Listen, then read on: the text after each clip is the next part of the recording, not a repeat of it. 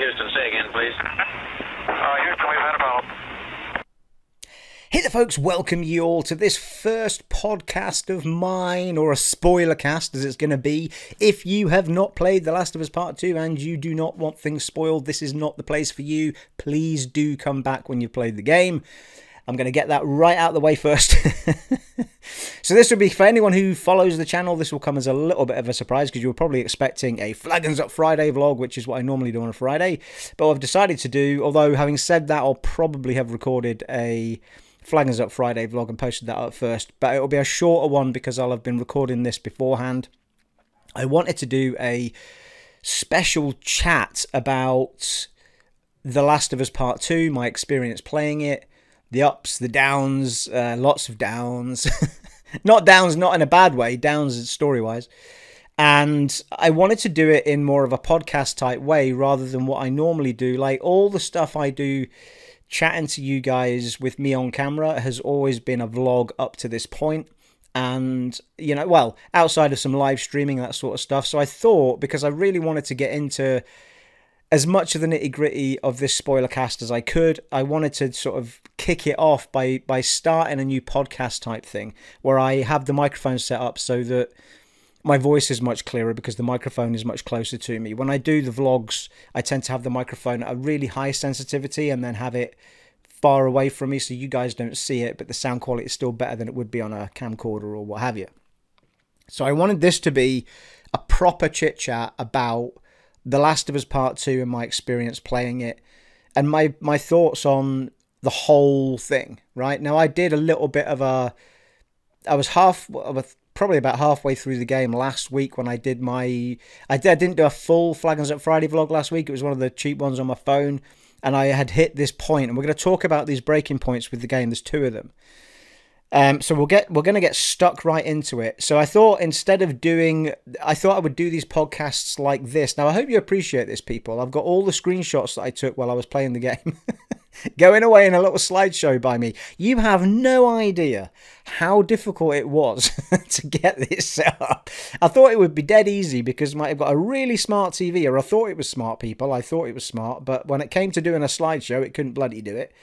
I could view the pictures, but I'd have to do it like a PowerPoint where I'm clicking through them.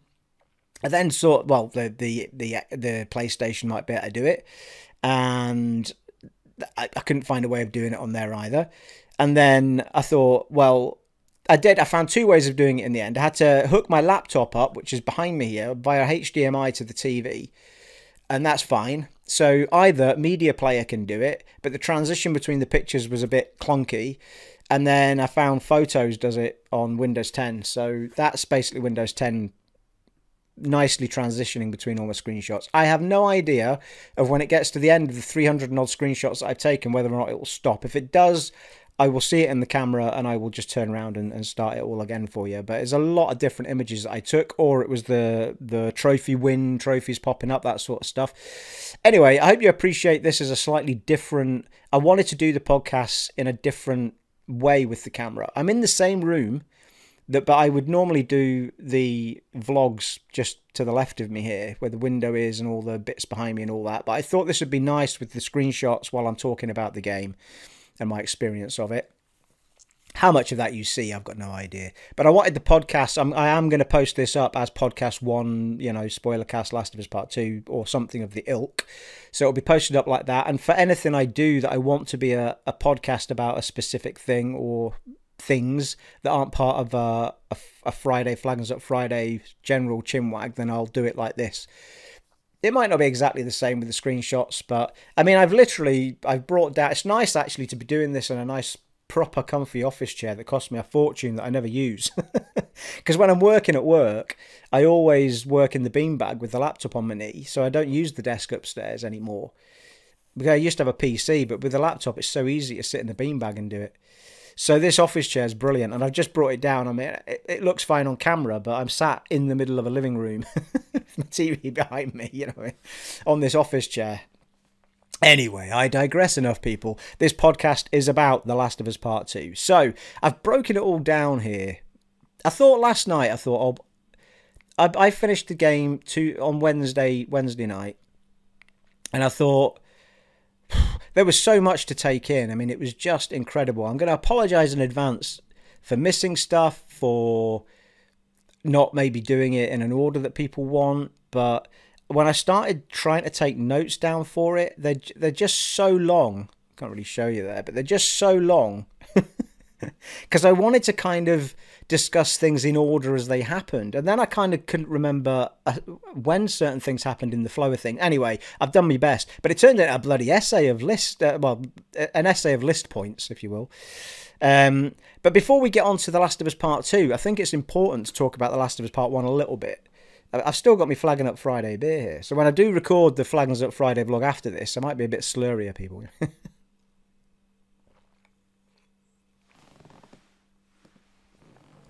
One thing there is not is a high place up to put my glass, because I decided I was going to have a couple of candles here, people. It's all very, you know, atmospheric. You've got the screenshots, you've got the candles. Come into my place, you know. Come into my place and live it up. Oh, God, show me age there, people. Show me age there. So, yeah. Okay, let's crack into it. The Last of Us Part 1. It was a journey that... With The Last of Us Part 1, it was a story about love and that bond that was created in that whole journey, and those two characters' transitions from where they are at the start of that game and at the end of that game, and the way that they bonded was so strong. And it was a tight story. It was one journey. It was the same, effectively the same two people that you were following on that journey for the entire time. You do go off for a little bit here and there with other partners running around the place. Sometimes that's with you and Joel. Sometimes it was just Joel. Sometimes it was Joel and Ellie. Sometimes it was just Joel. Joel and other people. But the majority of the game, they stuck the two of them together like glue as much as they could. And it was that bond and that love that we felt for those characters that I mean, they are the reason, really, you know, that we all fell in love with that game. I mean, it's a mix of things. Of course it is, you know. I mean, I love the gameplay. The music's extraordinarily good. But those two characters and the way that they were written and the way that they were acted out by Troy and Ashley were just incredible. And the crux of that story really is the love, the bond and the love between them at the very end of that first game is so tight and strong, especially, well, for both of them, but especially Joel, because Ellie, we know Ellie has got it in her head that we feel that she's ready to sacrifice herself, even though she doesn't know that that's what's being asked of her, because they just stick her to sleep on that bloody thing and don't even tell her. But we know that she's ready to sacrifice herself for a greater cause, because she thought she was going to die when she was bitten anyway, along with I'm going to forget the character's name now, but in Left Behind we find out what happens to her girlfriend, well, her friend that is becoming her girlfriend, and she turns and Ellie doesn't, you know, and that's heartbreak for her. She's ready, she knows that her time was then and it didn't happen. So for Joel to do what he did, the love was so strong for him to do what he did and slaughter everybody in that hospital pretty much to get Ellie out of there, because they, you know, they made the decision without asking Ellie, without talking to Joel. And for me, that gives Joel a lot of justification, right? There's two reasons why sacrificing Ellie in those circumstances isn't right. Firstly, she's not of an age where she can make that decision on her own, right? If we're going by the rules of our world, of the sensible world, it is not fair to ask somebody in their early teens to be sacrificing themselves for humanity. Like, that's not a decision they can make on their own. So the decision lies upon the parent guardian. And the parent guardian by that point, in my opinion, is Joel. He's the one that has looked after her and kept her alive in that entire journey that took a year, because it was every season, wasn't it? And I know that I'm going to forget loads of characters' names here, but I know that the woman that was head of the Fireflies and stuff, she was kind of a friend to Ellie's mum, and Ellie knew her and that sort of stuff. But she was never really a guardian to Ellie. She just knew her mum. You know, Joel in that story had become her parent guardian, and it is his decision and nobody else's as to what should happen to Ellie at that point. And if you are going to take Ellie's opinion into it, that's fine, and she probably will say that she wants to sacrifice herself. But also, the other thing is, They only had Ellie for like half a day, and they've decided that they've got to kill her in order to get any decent information out of her. They keep saying it's going to be a cure. They don't know it's going to be a cure. They just want to lop her head apart and see what they can figure out for a cure. They don't know they can make a cure.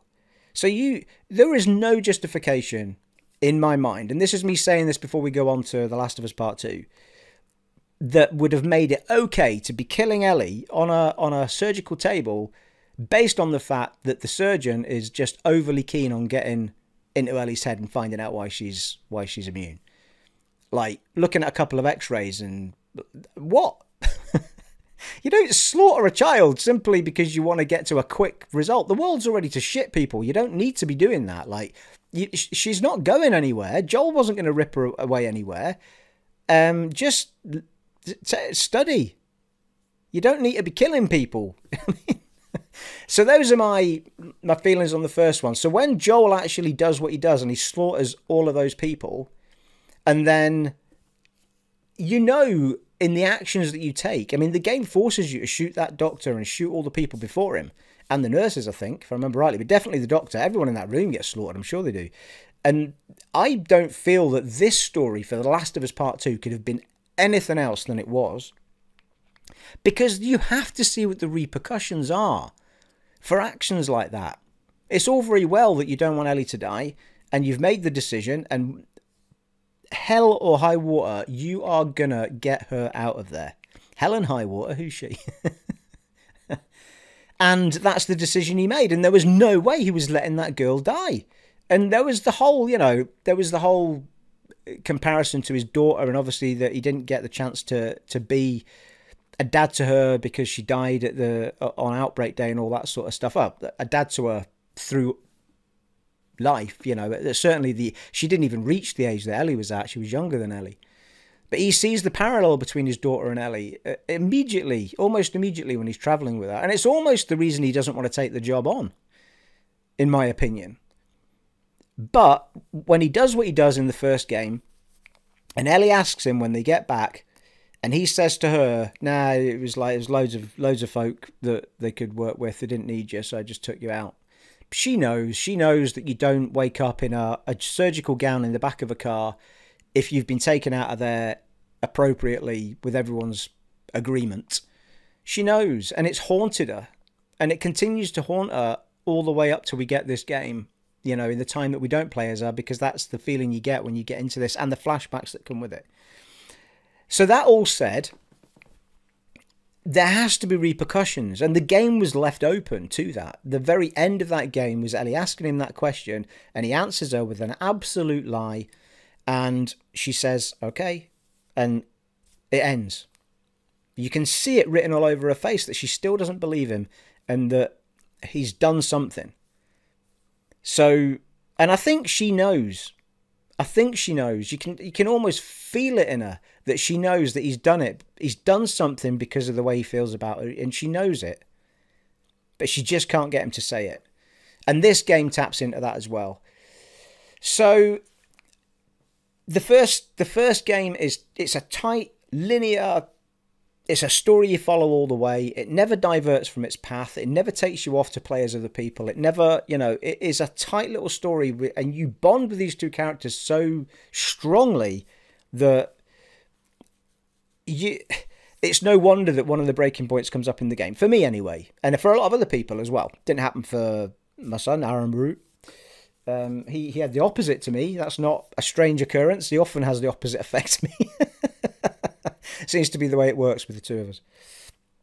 I mean, it's the amount of time that we play games and have it completely opposite feelings on them is just incredible.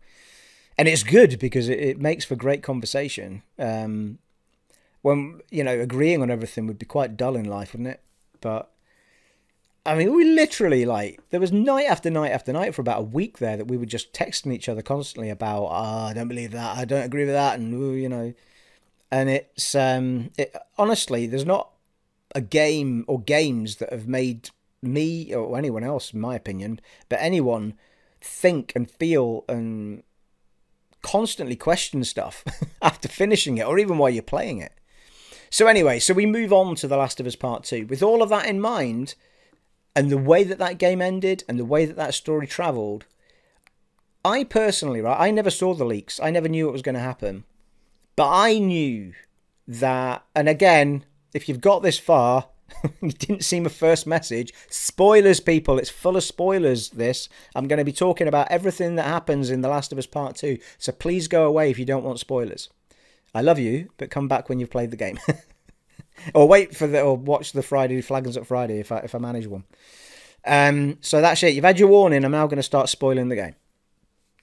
So it was no surprise to me, and I'm starting off with the biggest kicker as well, so get out. It was no surprise to me that Joel died, because I don't feel that this story could have been any other way in that regard.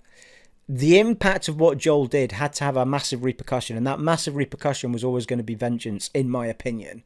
Now, Neil Druckmann will probably say, well, that was never in my head when I finished it. It was eventually, but I think he knew. I think he knew where this story was going when he finished that game. I think there was lots of paths that it could have taken, but I think Joel was always going to die. And it was always going to be because of the actions that were carried out, either at that hospital or just in general from the life he'd led before. And I did watch a podcast with Neil Druckmann and Ashley Johnson and Troy Baker with the Kind of Funny guys. Really, really good Spoilercast. Obviously way better than what you're getting here with everybody there from Naughty Dog. But they did say, well, Neil said that initially the story actually wasn't, in its first form, was actually not about killing the Doctor. It was about the stuff that Tommy and Joel had done as hunters or whatever they were at the time.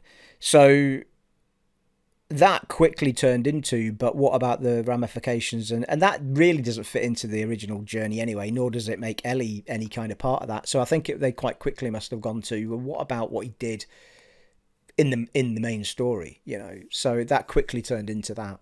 But I think whatever his ideas were, I think it was always going to be Joel dies. Now, there's two breaking points in this game for me, one of which is Joel dying, right? So they've got a lot of abuse from people. Now, I've actually positioned the mic here because the only way I could set up was to have the mic attached to this TV unit. The problem is, if I make it slightly more comfortable, you then get this big bar in front of the picks, which I'm sure you're not that bothered about, but we'll try and keep it like this, which is why I'm kind of to the side a little bit, people. A little bit. I'm going to cross my legs here. Might even have a little sip of beer, people. It'd be rude not to, isn't it? So, in fact, we'll just keep that on my lap, will we? Still got a long way to go, people. Stay with me. Right. So yeah, there's two breaking points in the game for me. One is what we've just talked about, which is Joel dying. And I think if at that point you throw the controller down and say I'm not playing it, I think you were probably kidding yourself a little bit, because I don't think there's any other way this game could have gone. And I knew in my heart that Joel was going to die in this game, whether it be at the beginning or the end, he would die. And the way that it did that was quite clever, doing it at the beginning and using Joel as a flashback character, because it was done so well. And some of the best scenes in the game are actually flashback scenes. And I don't... I mean, I probably should have told you what I thought of this game in its entirety at the beginning. I can wait, mate. You know, anyone that follows this channel knows that I had my hissy fit at the second break point, which we'll get to. So anyway, the first breaking point is Joel dying. So I think a lot of people had that reaction to it, threw the controller down and said, I'm not having it. I love Joel so much, and like, why would you do that? And that's fine. I didn't have that break moment there because I knew it was going to happen. So we start off, I mean, we'll recap, right? So we start off in Jackson, don't we? And Ellie and Joel are all settled and everything's going down. We start really with Ellie and Dina, who's her friend, really good friend, but turns into girlfriend. And Jesse, who's the third part of that love triangle, because he's the ex of Dina, or has just become the ex of Dina at the time. And the introduction of all those characters is great. Seeing Jackson is great. I'm not gonna talk through the story here. I'm just gonna highlight. I'm only following the story so I don't kind of miss thoughts I had at the time. So it was kind of nice to see them all sort of settled, and it's not just this happy life. They've all got their jobs to do during the day. Ellie started, you know, through the flashbacks, you see Ellie and how she started getting into doing the clearing out infected routes and, you know, checking out the land for dangers and all that sort of stuff as they do on their patrols, as they call them. And Joel's really protective of that, and he keeps saying to them, don't put her out there too quick on her own and all this sort of stuff. So it's nice to see them that. I mean, it's nice to see Joel as well in these things, because you see him having settled down. He's completely dropped his guard down as far as people goes, really. He's turned into a human again. He's got all these hobbies. He's playing the guitar. He's got models everywhere. He's got all these things that he seems to be tinkering about with workbenches, and you know, he's just this guy with all these interests and living this normal life. Obviously, they're still out there doing their patrol bit as well. But as far as humans go, they seem to have settled into this really comfortable way of life. And that quickly turns sour, of course. And, you know, we get a lot of time with Dina. I like Dina. Aaron wasn't a massive fan, not of the actress or anything, or the character necessarily. He just didn't like the way that it was all kind of playing out, I think. We'd have to ask him, I suppose. I can't remember what he was saying about it now, but he didn't click with the character anyway.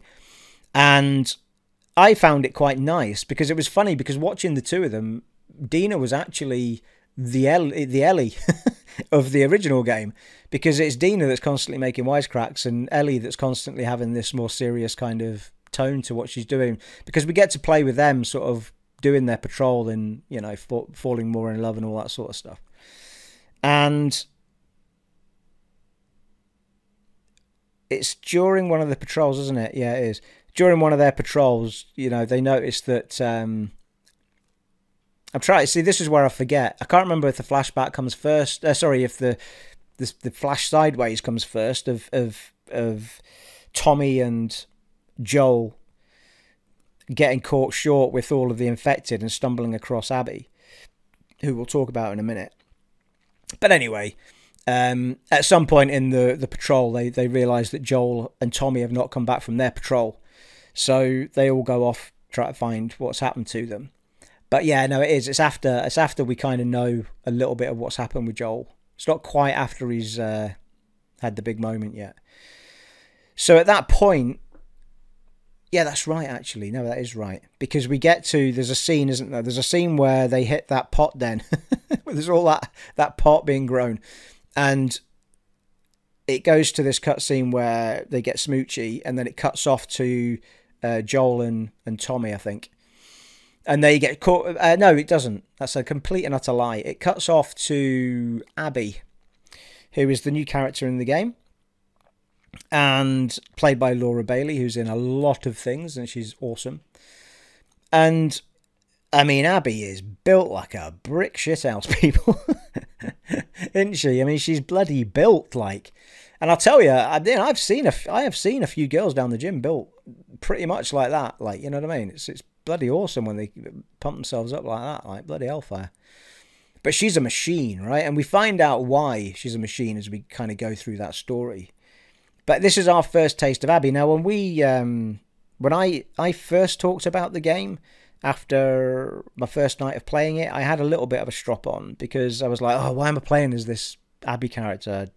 What's that about? Because at the time it felt like, oh, they're going to ask me to run around as this character for no bloody reason for, like, you know, 5-10 minutes or whatever, and then it's just a waste of playtime because I've not built up any of Ellie's stuff, or, you know, little did I know, people, little did I know. So I had my little strop on about that, and then at that point you weren't really doing an awful lot. You were just working through a few snowy bits with Abby, and she eventually bumps into Joel and Tommy because the infected thing kicks off, and they help her and they save her.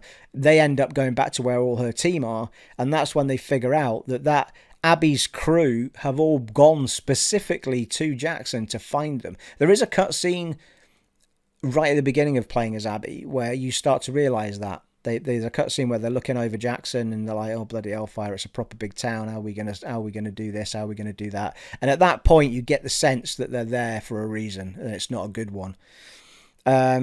So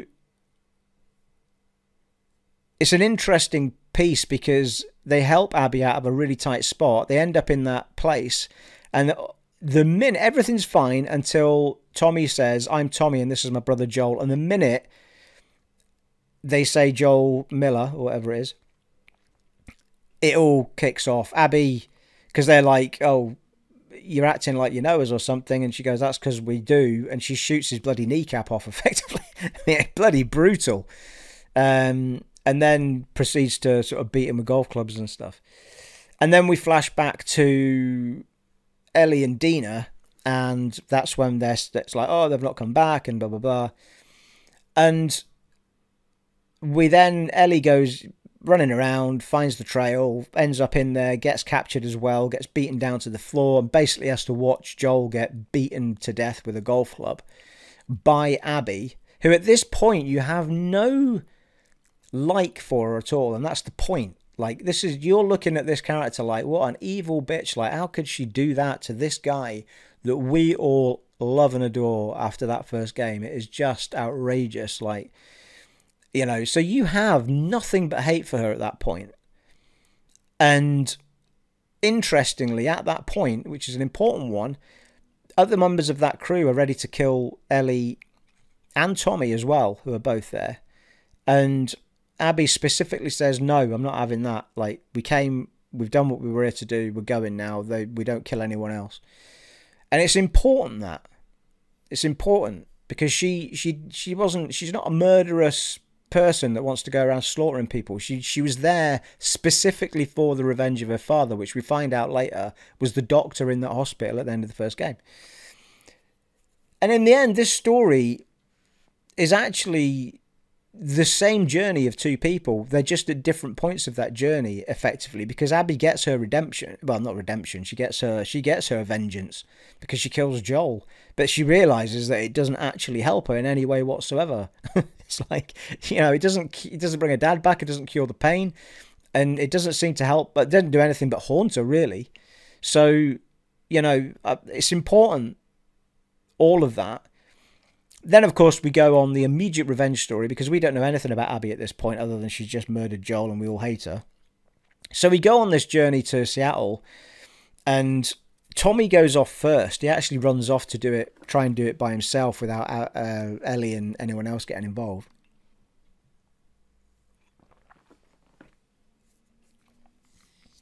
And so really the first section is chasing Tommy down because his wife says, "Bring him back to me," you know. So off they go. Ellie and Dina. Dina won't not go with Ellie. So Dina and Ellie are the first two we play as. I love that combo.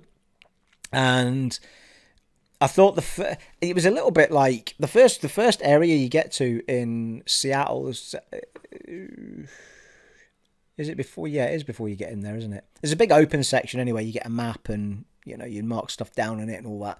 And I thought at that point that was going to be the whole game was going to be like that. Every time I got into an area, it was going to be open like that. And I wasn't sure if I was a fan of it. I didn't mind it for that bit because you ride around on the horse. And for me, it was more of an area to kind of let you connect with Dina as two characters.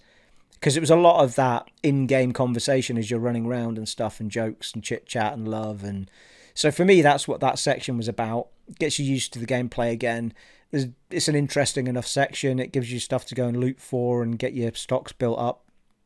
And I quite enjoyed that section. I don't think I would have wanted every section to be like that. I'm glad that when we moved forward in the game, it wasn't as open as that, and it did become more and more linear. And it does help drive the story anyway, as it is a massively story-driven game. And then, of course, the inevitable happens, and Dina and Ellie get split up and stuff. Try to remember again. Anyway, I don't need to follow the whole story, but I loved the connection between those two. I loved that area. It let us get those two connected, and then of course there's a little bit of a split where they get broken up, and then she saves her again. We end up at well, it's interesting because we think we're chasing down Tommy every time we hear gunfire, but in fact it turns out that we've been chasing down Jesse, who is the third part of that love triangle, who's the ex of Dina. But it doesn't matter that he's the ex. They're all really tight friends anyway. So he'd come out to help them. And he's actually the one that had been picking everybody off. For me, I loved the gameplay. I loved Ellie as a playable character. for me, out of the whole game, I still preferred playing as Ellie's character because she was a little bit smoother to me, a little bit more agile. But in the end, Abby's sections were actually probably the more fun. But we'll get to that in a bit. Where are we on the list, people? Where are we on the list? Core blimey, I've gone further than I thought, people. So, yeah, so we end up going with Jessie for a little while because we find out that Dina's pregnant, don't we? So she ends up being a stay-at-home base, listening to the radio for clues and all that malarkey. She also gets more and more ill as the game goes on, which sort of triggers everybody wanting to go back. I didn't mind, like, the wolf, the scars, and the infected are the three key denominators in this game as enemies. I thought the infected were done brilliantly.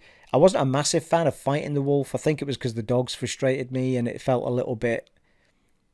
I don't know. It just...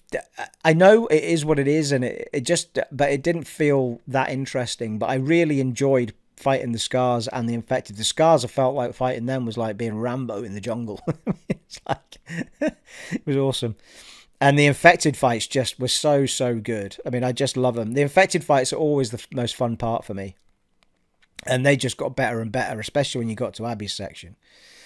And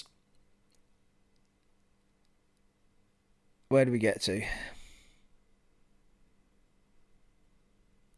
Yeah, so, I mean, so let's jump forward a bit so far as we follow this journey through. Those three characters take us so far. We do eventually find Tommy, but the whole process of playing through these wolf areas is finding the people that were with Abby at the time that Joel was killed and basically killing each of the key people, because by finding them, she's trying to find where Abby is, who's the person that does actually kill him. And we've got no connection to these people and we don't like them. And in fact, one of them, we know the doctor in the hospital, that she actually says something like, I still hear his screams at night. And you think she's going to say that she's haunted by it. In fact, she turns around and says, I still smile every time I think of him screaming. I mean, I'm sorry, love. You know what I mean? That does not lend itself to you getting any sympathy from me. You know what I mean? It's okay to seek retribution, but to smile as you do it, my God. Like, you know what I mean? You don't know that man. Like, you know that he did some bad things in your world, but having never spoken to them, but I mean, that for me was a clincher. Like, I mean, it was like, I don't like these people at that point. And it's amazing how this all turns around, of course. But this journey all comes to an end. They do find Tommy and they get so far. But of course, Dina becomes really, really ill. And Ellie, I think it's after the doctor scene, actually, Ellie has to accept the fact that, I mean, she loves Dina so much, she can't not go back because she knows Dina won't go without her. So she's not going to go back.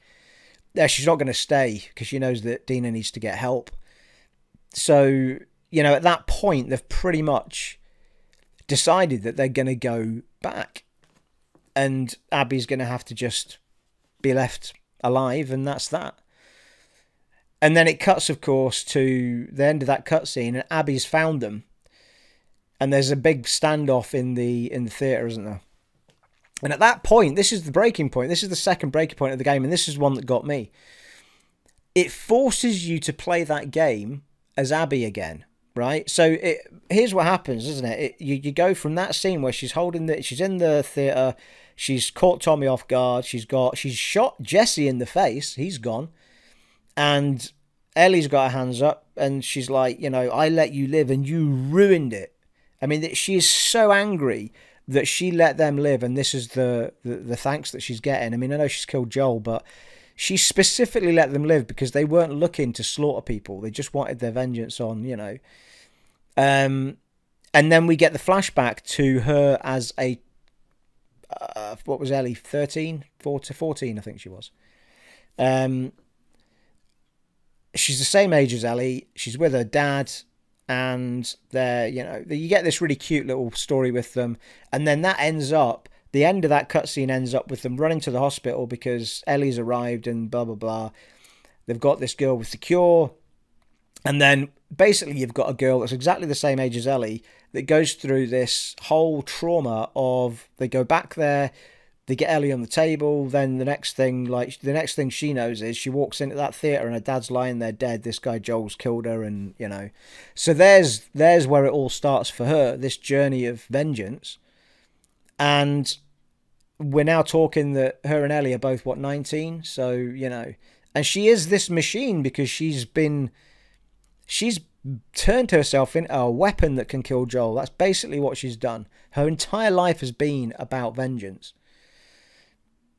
So that's she's looked for a path that would let her then go and search out Joel. So far as they were fireflies, and the fireflies have gone, so they joined the wolves. Interestingly, the guy Isaac, apparently from the podcast that I was watching with Kind of Funny People, Isaac was actually a friend of the dad's and a firefly also, and he's ended up creating this wolf group in the end, I think, which is why Abby has just gone with the flow. Not that she wants to be a part of this wolf system, but because it was the only structure she could see that would allow her to become this machine and give her the training she needs to go and get this vengeance.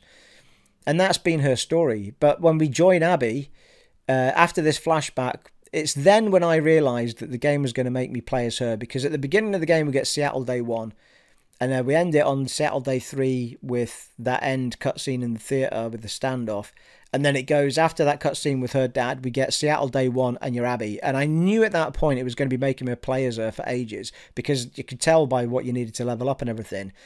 And that's when I hit my massive tantrum. Because at this point I had no care for her.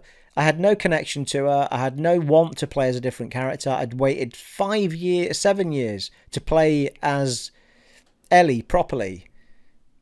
And I was like, why would you do this? And it felt like it was just a cop-out because they didn't know what else to do with Ellie or something. But as you play, well, at that point, I had I did my vlog last Friday and I was mulling it all over. So that was on the Thursday night last week. And then on the Friday I did my vlog and I was like, I don't know, I can't go back to it. What am I going to do? And then I thought, I've got two-day breaks. I normally don't game on a Friday and a Saturday anyway.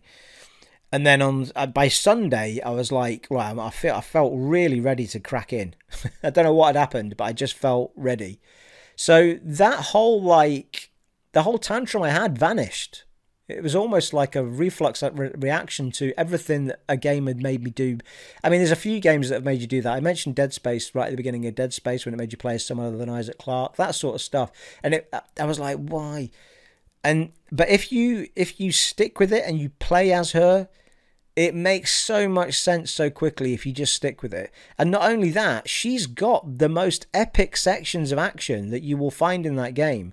She's also got probably the best partnership in that game with Lev, which is a character we come up joining later on, him and his sister. And you've just got to ride through. For me, the best thing I could have done there was just step away, and I did. And I came back completely fresh and just wanted to give it a right good go. And it's the best thing I could do. And in fact, Abby's sections, I mean, I enjoyed playing as Abby as much as I enjoyed playing as Ellie. And in the end, and I really connected with her character. I really loved her character in the end. I love Laura Bailey anyway. I mean, she's in a lot of stuff, but she's... like, I don't know how much of this stuff is her humour, because she's always dead funny and stuff. She always has great one-liners in anything you see her in. And the way she delivers those lines is fantastic.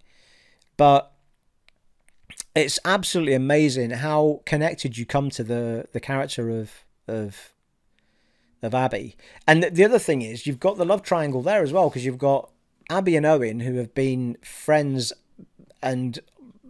we don't really know if they've been boyfriend-girlfriend, but they certainly, Owen wants to be, and I think she does as well when she's, 14 or whatever. They're still dead young, of course.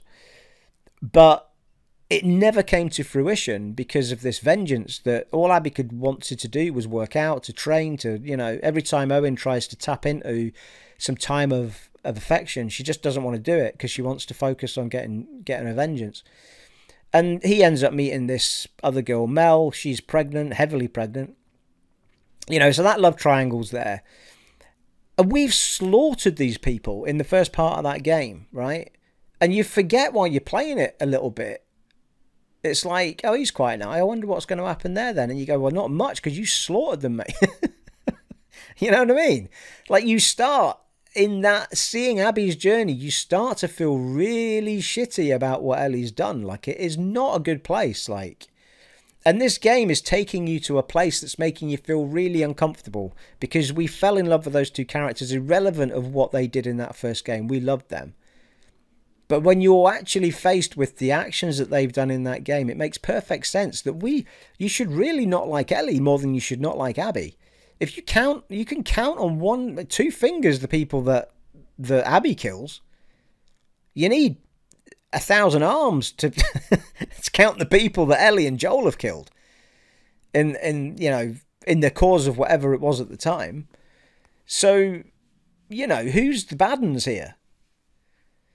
I mean, Abby kills a lot more than that by the end of the game, but not Joel and Ellie's people, like just her own people when it all turns sour with the wolves and all that malarkey. But you get a really strong bond with Abby in this game. If you just step away, take a long couple of days of deep breathing, come back with a nice fresh mind like I did, and just crack in, because I kid you not, if you have not finished that game or have not liked it for any reason like that, if you cannot finish that game and not feel some love for Abby. You cannot. Like, I mean, I was really torn at the end of that game. Along with being torn about that, you understand that both of them were on the same vengeance path, and you can't feel for one and not the other by the end of that game. And it forces you to do horrible stuff, like fight. You have to fight as Abby against Ellie and Ellie against Abby. There's two different fights, like, and you don't want to do either of them. It's like, I don't want to hurt her. It's like, you know what I mean? It was painful in places. It really was. It made you do things you didn't want to do, but you have to. Like I've heard people say, they put the controller down. Like, I don't want to swing at her. It's like, why? How? Even Laura Bailey said it herself. Like, when she got to that the scenes with Ellie, she didn't want to fight her. Like, stop it. It really, like, the game just took me to such a sad place in the end. And I mean, in a good way, so far as it's what it was trying to do. Like, it was trying to take you to a place where you realize that vengeance does nothing but take everything from you. Like, revenge will never fulfill you. It just robs you. I mean, Neil Druckmann said it quite well. He said, like, Ellie's like a drug addict. Like, we get to that point in the game where, I mean, we eventually get through Abby's story. I mean, we've got Abby. Well, in fact, we'll get back to that bit. We get Abby going out on a general thing, just with the Manny and it's Manny and Mel. Yeah, it's the pregnant one, Manny and Mel. So we get a general out and about doing a thing there. Then they come back and everyone's like, where's Owen? Apparently he's killed one of her own people. And she's like, what? You wouldn't do that, and blah, blah, blah. So she goes off to look for Owen, not allowed to, but does anyway. And that's where her big part of the journey starts. And that's when she meets the Lev and her, what was her name? Lev and his sister. So basically, you get Seattle Day 1, 2, and 3 with Abby. You get the same amount of time with Abby as you do Ellie, effectively. There was a big Jeep fight in that first section, which was awesome. They kind of slipped a little bit of Uncharted in there. With there was a big horse ride fight at the end of another section as well, which we'll talk about. Yara, Lev and Yara, and they're scars, so they're the enemy of the wolves. And they kind of follow this false kind of prophet. Oh, we don't know if she's a false prophet, but she's actually dead, the prophet that they follow. But they've twisted all of her words and become quite mean, and, And Lev, they have this interesting transgender story in it, because Lev's a girl who effectively is a boy in her mind and soul. And with the scars don't accept that sort of stuff. And Lev shaves her head, because it's like, I'm a boy, I'm not a girl. And that basically makes them exiles. So they're running for their lives. Yara just takes Lev out of there. And their mum is like a complete devotee, so she's like, nothing, I want nothing to do with you and all the rest of it. So it's just Lev and Yara. They meet up with them, but Yara gets her arm broken, doesn't she? Really bad, like.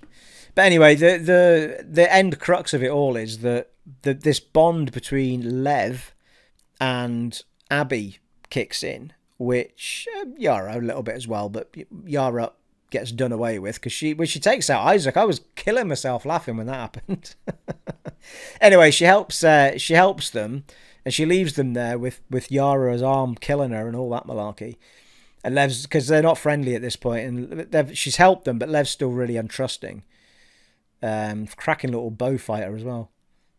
But we go off, we leave them in the camp thing, with a sort of camper van thing we've left them in, and head off to, or portable cabin or whatever it is. And we head off and get Owen, or try to get him. But in the morning after, there's a bit of is that where the big sexy scenes happen? I think it is. That's where, I think that's where Owen and, yeah, I'm sure it is. That's where Owen and Abby have their big sexy time. Eventually, it's a bit angry as well, but but anyway, the morning after, she goes, I'm going to have to go back and see if Yara and Lev are all right. She feels this need to help them. So anyway, she goes back, and that turns into a good friendship, and she helps them out of a tight spot and gets them to where they need to be. Finally gets them back to Owen and Mel, because Mel is a surgeon, isn't she? And then there's another journey to go and get surgical supplies from the hospital at the Wolf Centre. Now we end up in that is where some of the best action happens. There was a massive fight down in the bottom of that big boss fight with the infected was amazing. It was like loads of clickers all smelted into one big thing, wasn't it? It was like, oh, crazy. And then followed up by a sort of mini fight with that clicker that had pulled itself away from the main creature. It was awesome. There was a massive section of Abby part that was like Resi. It was like Resident Evil in that game. It was bloody awesome. It was really good. She got some such good moments in infected fighting. It was just awesome. And it wasn't just she also got the sky bridge, because Lev says, oh, I know how to get back to the camp in about an hour, And she's like, what do you mean? She's like, oh, we've got some bridges and stuff. All right, okay. And she doesn't think anything of it, but Abby hates heights, doesn't she? She gets up there. It's like they're climbing between bloody cranes, between skyscrapers. It's like, oh, Jesus. My vertigo is doing me no good in those sections. And that's where the big bond with Lev kicks in. Anyway, they get through that, don't they? They get the stuff. This is where the wolves try and capture Abby, because Isaac's kind of like, you're not doing as you're told. And the doctor that we slaughtered in the hospital helps her to get the surgical kit and all that malarkey. And then you kind of feel bad for her, because she seems like a nice person that we've slaughtered. She's the one that was laughing at or smiling when she heard Joel's screams. So it's all these characters, like, you start feeling for all of them. Apart from Mel, man. What was that about? Like, Mel was not happy about anything. To be fair, she's got a girl hanging around that clearly her husband's or her boyfriend's more in love with than her. She's massively pregnant. She's she's not having a good day at all. But oh god, she was not a character easily liked, was Mel. But she was just a very pissed off woman. But you feel for all of them, like, and Ellie, she slaughters Mel, like, she kills Mel, a heavily pregnant woman, like, fucking hell. It's like, Ellie, for God's sake. And that was a breaking point for Ellie, that. She starts wrenching on the floor, doesn't she? She's retching, like, when she kills Owen and Mel, that's a massive deal, like. The killing a pregnant woman, I think that really hit home, like, badly. Lost my train of thought there. Jumping back to Ellie, that was. I'll have a sip of this, see if I can remember.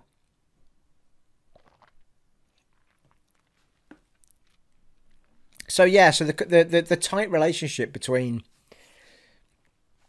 Lev and Abby is just really good, and there's some really fun one-liners in there, and the bond becomes really, really good.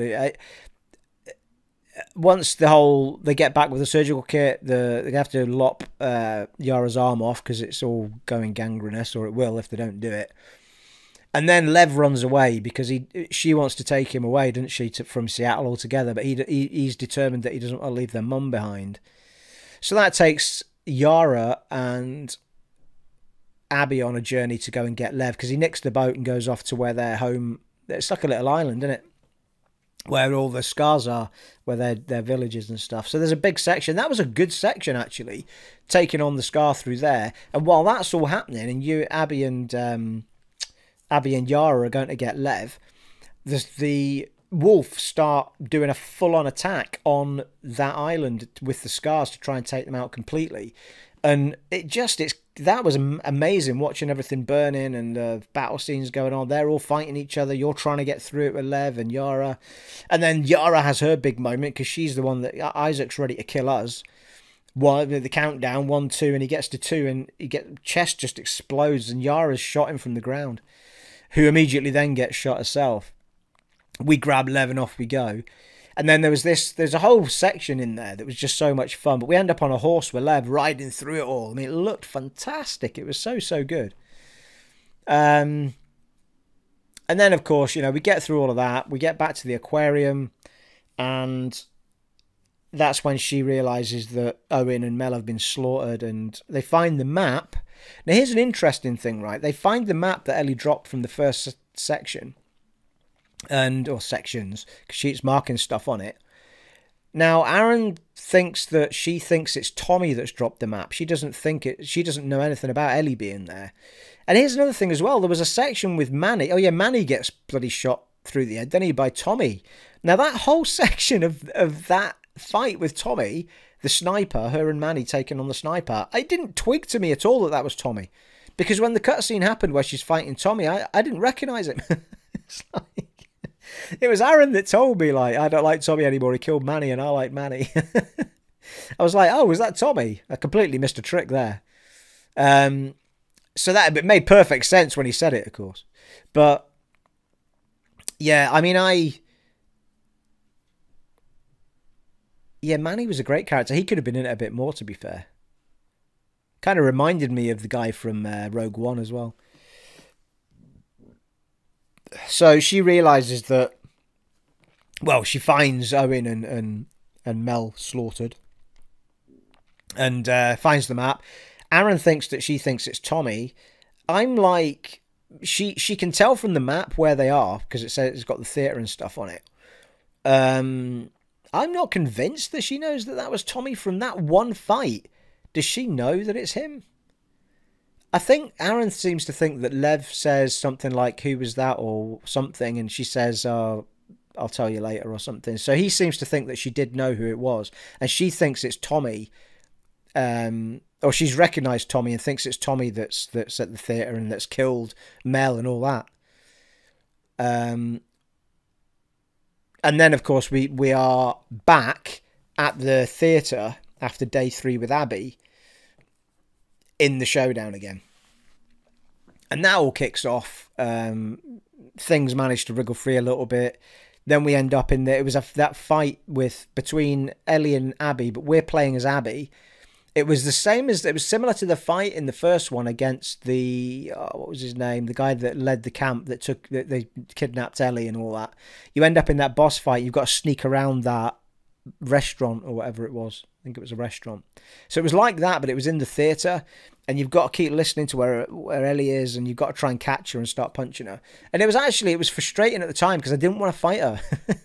But it wasn't a bad fight, so you got to watch because she's putting traps down and all that stuff. I'd be interested to know, by the way, if I hadn't upgraded traps in that game, would Ellie have been able to put them down in that fight? Because I felt like I was fighting against all the things that I'd upgraded her with. Which is dead clever if that's the case. Anyway, we get through that. I managed to do that. No, I didn't manage to do it first time. I got blown up by a trap first time. Anyway, got through that fight, and Abby wins out, and it's only Lev that stops her. It's like, is it? I know he stopped. No, it is. It's Lev that. Oh, yes, it is. It is. Because Abby beats down Ellie, but Dina comes firing through the door, and Abby's about to kill Dina. She's about to cut her throat. Because Ellie says she's pregnant, and Abby says good, and she's just about to, because she's slaughtered Mel, who's heavily pregnant. And Lev says, he just says, Abby, like she looks at him, and she's like, that's not who I want to be. So she just says at that point, doesn't she, don't let me ever see you again.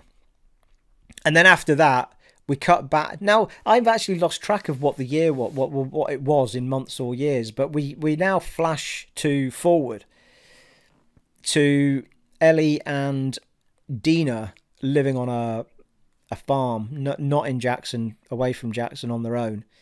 And the baby's been born and looks about not quite one yet. Still a baby, sort of maybe 6 months or something. So I have a feeling that maybe we're looking at about a year that passed. It does tell you in the thing, but I can't remember what it was, but I think it's about a year maybe. And we think everything's fine, everything's happy-la, and I thought, okay, maybe this is us going for an end now. But then, of course, as we go through this pretty little scene where we're wandering around the farm doing all these nice things and everything seems fine, Ellie has some PTSD, bloody flashbacks about stuff. Then Tommy pitches up saying that he's managed to... It's interesting, Tommy pitches up because in the whole crux of all of that, he's been shot halfway through the head. He can't walk properly because his leg's knackered. He turns out that his wife's now left him. And, I mean, he's lost everything. And he was reluctant to want to go for the vengeance in the first place. But he now is the one that is determined that someone's going to get her. Someone's going to get Abby. Because he turns up at the farm, doesn't he? With that map and says, I found her. They think she's here. And Ellie's like, that's just not me anymore. Like, I can't. But, and there's this whole bit of a showdown. He's like, you're letting me down. He's really angry with her. Dina tries to tell Tommy he's not being fair and all that. And yet, Ellie is not done with it. You can tell. And she ends up going back off on a journey to find her again with the map that Tommy gave. And I was interested at that point because I wasn't sure. I was like, I'm not sure about this now because that's twice Abby's let her live. Why would you go hunting her down again? And how are you not? I thought the breaking point for her was killing the pregnant woman, and it clearly wasn't. And she's still struggling, so off she goes. And Dina says, like, I can't do this again. Like, she's basically saying to her, I won't be here when you get back. But, Ellie just cannot let it go. So, and that is, we end up in the Santa Barbara area, which was quite nice for a change of pace. Nice beaches and palm trees and all that. It was nice. Nice change of pace. I also preferred Ellie in that. Visually, her outfit was better for me, and her hair kind of was, I don't know, it felt a little bit nicer to play as her in that section. It just felt like a nicer looking character, the way that they'd done her out. You had all the same kit as well, so it wasn't like you had to level up again or anything. All your kit was there and stuff. So, yeah, I loved that Santa Barbara area. I thought it was really, really good. And it was all humans, which I normally get. Well, it wasn't actually. There is some infected in it. That's unfair. There is a bit. But not, they're just kind of straggling around. It's not like big sections of it. Yeah, but it's not a long area, and it's literally just a section to have this final piece of the journey. Then you finally find them, and they've been strung up on these big poles, haven't they?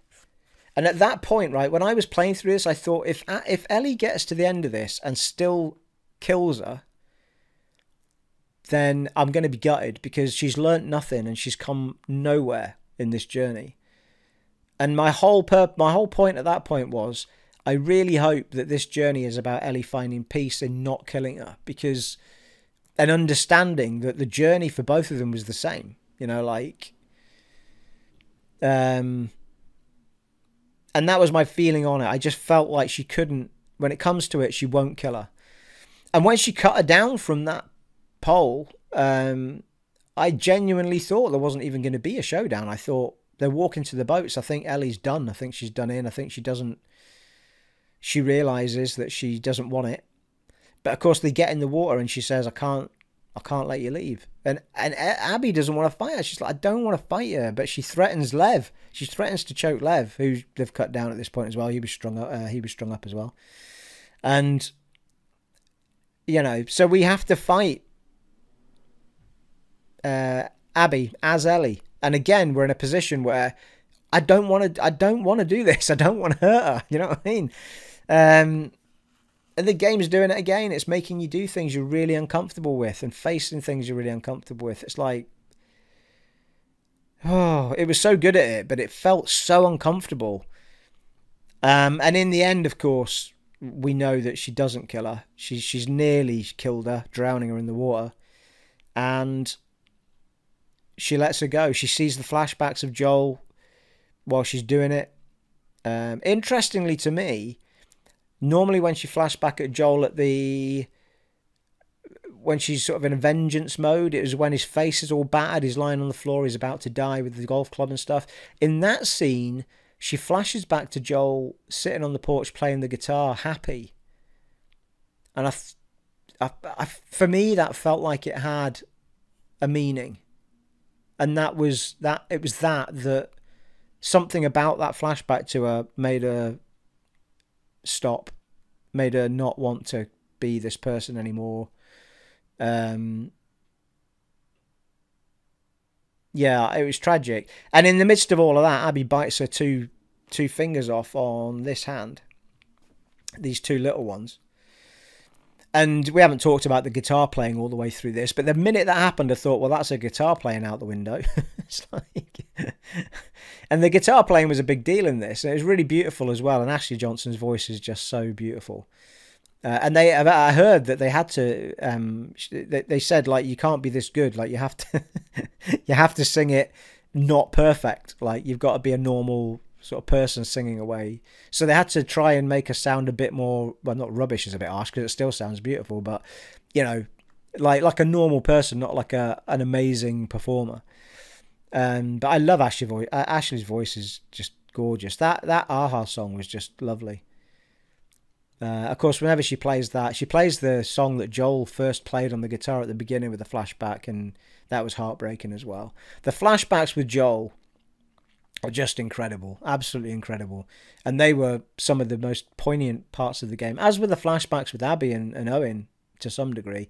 But the really heartfelt moments for me were Abby and Joel flashbacks, especially the museum and the space section of the museum where he's gone to all that effort to give her this really special birthday, and she gets to sit in the space capsule and put the helmet on, and he's got this cassette with the sound effects of taking off into space and all that on it, and you know, you see this proper happy little life that they'd created for themselves, and this joy that they were all getting, that they were both getting from each other, and it was really beautiful. And it's all told when you already know he's dead, and it makes it all the more heartbreaking that he's gone. But it's also nice to know that he got all of that before that time came. You know, he got to see Ellie to adulthood, and give her these special moments and share that with him. And we do see what happens when she finally finds out what he did in the hospital, and we do see that she says, I don't want anything to do with you when we get back to Jackson. Just, it's done. I'm done with you. Like, I can't believe that you would do that. When she finds out.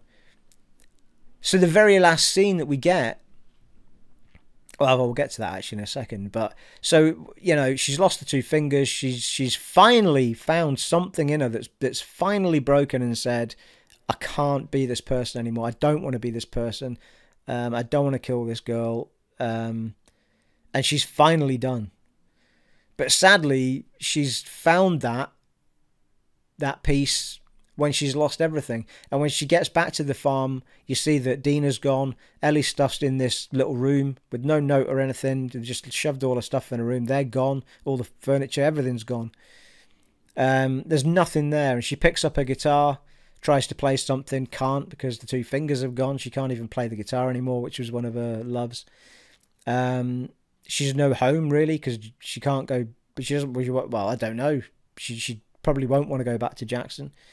You know, you see her walking off into the distance there, and it's like you're just left to feel like what would be next for her. She's still only 19, people. 19. Well, I think by that point we might be, what, 2021. I mean, I don't know what. It's certainly over a year at least, that game, a year and a bit maybe. So, you know, by that point, they were 19 at the beginning of it, I think. But the very last scene that we get, I'm trying to remember now, is her walking off. I think her walking off's the last scene, but before that we get her and Joel. After she said she doesn't want anything to do with him, the very final scene we get is where she finally says that she wants to try and forgive him for it. She can't, but she wants to try. And at that point, God, I mean, I was proper choked up at that scene, people. Jesus Christ. It was like, oh, the lump in my throat was like, fuck, you know. So, you know, like, we never see them make up or, you know, but we know they did. We know that they got through it. But my God, that was emotional, that last scene there. But I've got to tell you, people, and I'll tell you now, because I should have told you at the beginning, I suppose, but it's a 10 out of 10, that game for me. I know I had my big hissy fit in the middle of it, but my hissy fit was based on, well, it wasn't a hissy fit, but my strop, if you like, was based on probably my memories of games forcing me to do stupid things as somebody else for no real reason. When I spent more than an hour with Abby, I suddenly started to twig. And I think after I'd stepped away just for a day or two as well, it made a lot of sense as to what I mean, I don't see how this game could have played out any differently, to be honest with you, for the story that they wanted to tell. It's just, and the amount of feelings it dredges up in people, the hate they've got from people, the love they've got from people, the split they've got from people, the different opinions they've got from people. Name me another game that taps into the sort of emotions that we've seen with that game, or the first one. There isn't one. Like, there is not another game that it might pull on parts of it, but nothing that makes. I've been thinking about this since I finished it. I've thought about nothing else pretty much. It's like, I mean, you know, the only time I stop thinking about it is when my mind's in my code and I'm doing my work, and the minute I stop, I start thinking about The Last of Us again. It's like, it was incredible, people. And it was incredible from a story perspective, from a risk perspective, because they must have known what kind of impact it was going to have on people who love these two characters. And killing a character when you think, well, maybe there'll be a third game. I mean, for me at the minute, I don't see why there would be one. I don't know how you would take that story on and make it meaningful to the same degree. Like, you would need a game as powerful if you're going to do a third one, and you need a story that's going to be as powerful. You know, to kill that character, you can't go back on that. It's done. But you're always able to flash back to them, and it was genius how that was done, because Joel was in the game a fair bit in those flashback moments. Okay, you didn't get to play to him. You got to play him as him just before he dies, you know, with Tommy. Just as a little flashback to the, you know, a little homage to the original. But Joel's story was done, you know, like, he did what his massive purpose in that life was, given the life that had been dealt him. I think Joel's journey was done, and I think the repercussions of what he had to do in order to accomplish that were absolutely what this game needed to be about. And him dying was a given for me. There's no other way that it could have panned out. It wasn't a surprise to me, and it hurt, because I love that guy, I love the character. But it didn't make me not like the game. It made me love the game, because it took that risk. It did it. It's like, right, where are we going now? My big breaking point was switching characters, and I needed to push myself to think a little bit differently about games here, because Naughty Dog did something completely differently with pushing you to do that than anyone else that I've ever seen do it, and gave it purpose and meaning, and made you fall in love with a whole other character in a game that I've never experienced that before in a game. And when I started playing as Abby, even after the first few hours, I was liking it, because I was enjoying the sections. I was starting to enjoy the character, the beast that she was, the other characters we were meeting and stuff. But it took me, you know, a lot. You had to give her those 3 days. You have to give her the same time in that game as you gave Ellie in order to connect with her, in order to have the feelings for Abby that are going to make you question everything by the end of this game. And not even by the end, you're questioning it halfway through her journey. You've realised, shit, she's not a bad person. Like, if anything, Ellie's worse than she is. And Joel, certainly, for what they did to accomplish what they were doing. So you're really torn. And I think the reason people are angry is because they love Joel and Ellie so much, they didn't want to feel torn. They didn't want to care about anybody else. They just wanted to care about Joel and Ellie. And that is part of the problem of life. Like, we have to step out of our comfort areas, people. Otherwise, we never change. We never adapt. We never understand the other side's point of view. And that's what this game is trying to show you. It's trying to show you that there isn't necessarily good and bad. There was no bad people in that game of the main characters. You know, you can argue that the Wolves weren't great people. There were good people in the Wolves. But as an organisation and a leader, the leader was not a nice guy. He was very brutal.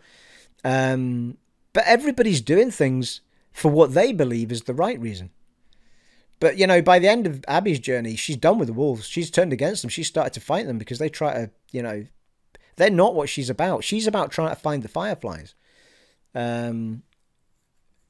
Interestingly, I didn't really talk about how they ended up in Santa Barbara, but it doesn't matter really. Her and Lev are basically try to find the Fireflies and see if they've built back up again. They do finally find them, but they get captured, and that's when Ellie stumbles across them, captured in the camp because of where Joel thought they would be. Tommy thought they would be on this map because of the info he'd got. And at the end, the menu screen changes to the boat floating in an ocean near another island. That's not Santa Barbara. That is where the Fireflies are. That was confirmed as fact on that podcast on Kind of Funny by Neil Druckmann. But, I mean, I couldn't play it straight away. There was so much to take in. I didn't want to just start playing it again. I will probably go and get the platinum at some point because it's not that difficult. There's no difficulty levels on the platinum. It's just finding artifacts and all that stuff. I got a lot of it, to be fair. I've not missed a huge amount. And you can chapter select as well. But the game, I mean, the first one and the second one, they're 10 out of 10 games, people. There's no doubt about it. I mean, even if you're not happy, particularly with if it wasn't the story you would have told for any particular reason, you can't take away from the fact that the action, the characters, the acting, I mean, it's just amazing. It's such a great game to play. And the sections with the infected for me were just incredible. I mean, I just loved it. I could have done without the dogs. I don't like killing dogs in games anyway. Aaronbury's the same. I'm not a massive fan of killing dogs. I don't mind when they're attacking me right enough. But I love dogs. I don't want to kill dogs. And it becomes a little bit of a stretch when everybody's got a bloody dog, you know what I mean? It's like every group of enemies that the wolf are with have always got a dog. But to be fair, when you end up at the stadium section where you actually get to see what the wolves are, what their life is like, which is one of the first things we see as Abby. She's wandering around this place where they all live and they've got schools and gyms and, you know, all the things that, you know, people just try to live their lives. I think that was one of the touching parts, really. Well, that's the first time you suddenly think, hang on a minute, these are people just trying to do right by whatever. But in there, they've got a kennel and they've got all the dogs in there, is where I was going. I nearly lost my point there. But yeah, they've got a kennel with the dogs in it and you get to go in there and there's a dog called Alice, which belongs to Abby, I think. I think it belongs to Abby. She certainly seems to be pally with her anyway.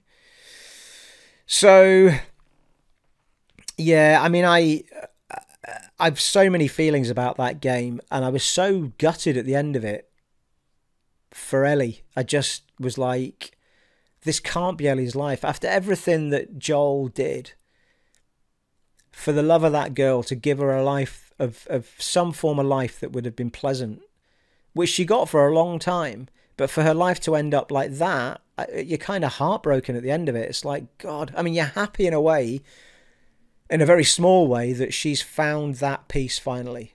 She's done. Like, the vengeance is gone. She's finally found that place where it's like, I'm done with that. That's gone. But it came at a time when she'd lost everything, so she's now got to find something again, and maybe that's what a third one will be if they decide to do a third one. I feel at the moment like there won't be a third one. I just don't feel like what story would be strong enough to tell. But we know there's no DLC coming for that game, so we're not going to get any more about what happened to Ellie after that. But we've just to understand that she needs to start somewhere and start over. She's lost her guitar playing, which is one of the big things that Joel gave her. He taught her how to do it, and she's lost Dina, she's lost the baby, she's lost Tommy. Tommy's lost everything. I mean, Tommy's still in Jackson at least, but you know. But yeah, it was heartbreaking the end of that game. But it was a blast to play. I mean, but there were sections in it that just make you feel very uncomfortable. And it's really brave of a game to do that. Really brave. I've absolutely no idea how long I've been talking for, people. It's been a long time. Where I would normally see the time is on the microphone at the back of me. But it's recording behind the laptop screen that's showing us all of this. So there you are. I think I've rabbited on probably enough. I don't think I've missed. I mean, the list was so long. I've done pretty well not to be tied by my list, to be fair. And if you feel like I've missed anything that was important to you that I've not mentioned, then I apologise. But the game just has so much in it to wrap your head around. Like, so many things to think about. And, you know, it was just... Twice in 2 console generations there's been a game that's made me think like this for weeks. And even months and years later, I'll still go back and have a think about something. It's genius, really. I understand if other people don't click with that and understand why they did what they did. I understand if you're pissed off because it made you feel depressed. I understand because it made me feel depressed. But the point of the game wasn't to make you feel happy. Like, we can't have a Hollywood ending every time, people. Like, every story doesn't have a happy ending. And in some ways, we do get a happy ending. It's just after she's lost everything. So she needs to start again. But she has at least found that peace. Finally. So, you know, we have to take that away from it. Her and Abby have both found it. But I'd love to know what happens to those 2 characters after this. Well, we know Abby found the Fireflies because that boat on the menu is effectively saying that. Neil Druckmann's kind of saying that. They found them, they're there. So she's found her purpose and Lev's with her, and, you know. But it'll be interesting. It'll be very, very interesting to see if Neil Druckmann has any kind of thought already about what he wanted to do with the 3rd installment of that game, or whether... that's it. That's that story done, you know. We've got to remember Ellie's still the cure, after all. You know, there's still that. You know, if Abby's found the Fireflies and she says to one of them, oh, that girl with the cure, oh, yeah, she's still alive. You know, what happens when they find that out? But anyway, yeah, I'm taking, at this point, I'm taking away she finally found peace. Gutted that she lost everything, but she found it. And she can start over. She can make some form of life for herself in the world. Or she can go on some sort of mission where she wants to... Maybe she'll go and find the Fireflies. Maybe she'll want to give herself to them and say, look, I'm ready to just give myself up to whatever you guys want to do to try and find a cure for this plague. Maybe that's where she goes. Because there is nothing left now for her to cling on to. Like, Joel's gone. Dina's gone off with the baby. You know, she doesn't want to go back to Jackson. Tommy doesn't want much to do with her. So she's nothing tying her to the world. For her to go to the Fireflies and say, look, here, I'm here. You know, if you need to kill me, but take your time and try and find a cure for this plague that's plaguing the world. So there you are. There are my many, many thoughts on the game, people. It's an outstanding game. It is without doubt a 10 out of 10 as far as I'm concerned. And remember, a 10 out of 10 doesn't mean perfect. It just means, as from an experience, for me, that is a 10 out of 10. I mean, I'd give it an 11 if I could. I'd give the first one an 11 as well. But the first one didn't question me as heavily as this one did and ask me to go right out of my comfort zone the way this one did. And for that, I think the game should get bonus points because it really made me go way out of my comfort zone to the point where I put the controller down for 2 days. I mean, you know, and then came back and fell in love with it all over again. It's like, yeah, as I say, it's life, people. It's like life. Sometimes you need a kick in the arse or a kick in the bollocks to get you out of your comfort zone so that you'll rethink something or, you know, change your opinion or view on something. So there you are, people. I shall ramble on no longer. I hope you've enjoyed this this way of me doing it. Having the screenshots in the background was a nice way of just not doing it in the same sort of setup as I do the normal one for my Friday night vlogs. I'll try and do these as podcasts, and as I say, I will put this up as podcast number 1, Last of Us Part 2, Spoilercast or whatever, and we will, whenever I want to do something very pinpointed and highlighted that I want to make more of a podcast than a general chit-chat to you, or we'll do it like this. I'm going to apologise a little bit because I think I've gone on for so long. I think the reality of me recording Flaggins Up Friday proper is probably not going to happen. What I might be able to do is do another cheap one on my phone just to say hello to everybody and maybe do that instead. This will go up tonight though with a bit of luck. But because I've had these going on in the background, I probably won't put loads of images and stuff up behind me like I normally do. The podcast will be me talking into the camera with maybe screenshot visuals going on behind me, sort of thing. So I should get it up quite quick. I hope you've enjoyed that. I hope you've enjoyed the fact that these podcasts might be coming along a bit more. And this way of doing me chatting to you all is maybe a little bit nicer. It's probably nicer for someone listening on radio, listening on headset while they're running, or I know some people do that.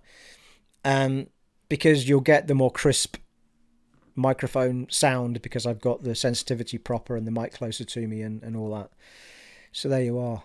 But that was good, people. It was nice talking. It felt like therapy talking about it. Now, I want to know, people, for all the people that watch this, I want to know your opinions of this game. Like, hammer those comments below, please. Let me know your thoughts, your opinions. Now, listen, I don't mind if you hated the game. I don't mind if you don't feel anything like I did about any of it. Let's just share our opinions of the game. But please don't be, I don't mind you hating it, but please don't be nasty toward anybody. Right? Just give me your opinion, like, whether you liked it, didn't like it, wish the story had been different, maybe even your ideas for what the story might have been, or have you. Just any honestly, hammer your feedback to me, people. Let me know what you thought of it. I can't believe where I am now from where I was last Friday in my opinion of this game, and my feelings on it completely turning around the way they have because of that break point. It was just incredible, absolutely incredible. I'm going to finish up there because I have rambled on long enough. It feels like 2 hours. And I'll probably run out of memory space on the camera for anything else. It has been an honour and a privilege serving for you in this very first podcast of mine today, and I shall see you all next time, folks. Take it easy. Bye.